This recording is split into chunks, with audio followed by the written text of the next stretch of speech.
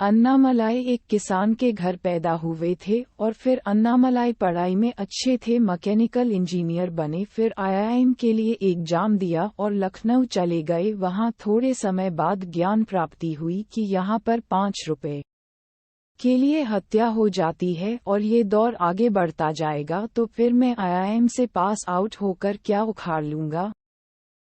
इतनी बड़ी सैलरी होगी, किसी नाले में मरा पड़ा होऊंगा। तो मान्यवर आईएएस का एग्जाम देने गए और आईपीएस बन गए, कर्नाटक कैडर में चले गए। शुरुआती नौकरी में ही उडुपी जिले के एसपी बने तो एक 17 साल की बच्ची का रेप हुआ और हत्या कर दी गई। इस पर अन्नामलाई साहब को वहां जाना पड़ा, तो लड़की की मां ने अन्नामलाई का गिरेबान पकड़कर पूछा कि क्या मेरी बच्ची मुझे वापस दे दोगे? तो अन्नामलाई का जवाब ना था, लेकिन कहा कि आपकी बेटी सदा याद रखी जाएगी और वादा किया कि आगे ऐसी कोई घटना नहीं होगी। तभी अन्नामलाई ने एक सुरक्षा नाम की ऐप लॉन्च की, जिसका इनॉग्रेशन खुद किया और जो ऐप बहुत ही ज्यादा कामयाब रही। साथ ही उस बेटी के नाम पर एक छात्रवृत्ति शुरू की जो आज भी चल रही है।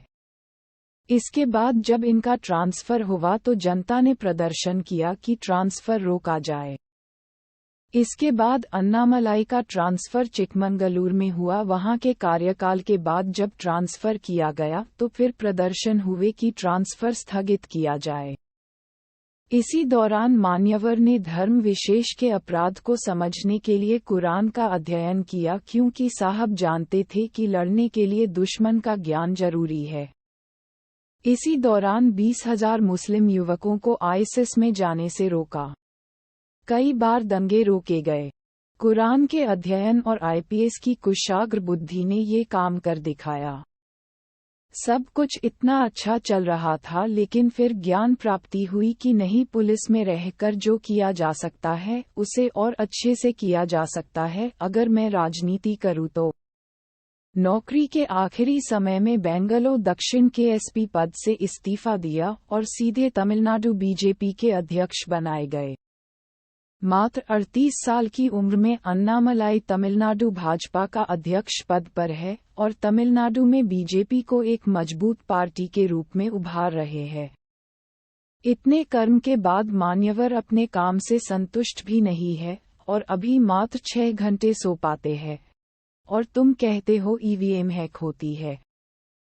भारत की सिरमौर नौकरी करने वाला आदमी आज पसीने से नहाया हुआ आधी रात तक घूमता है, क्यों?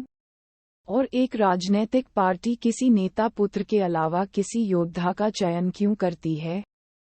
ये है परस्पर भरोसा और भरोसे की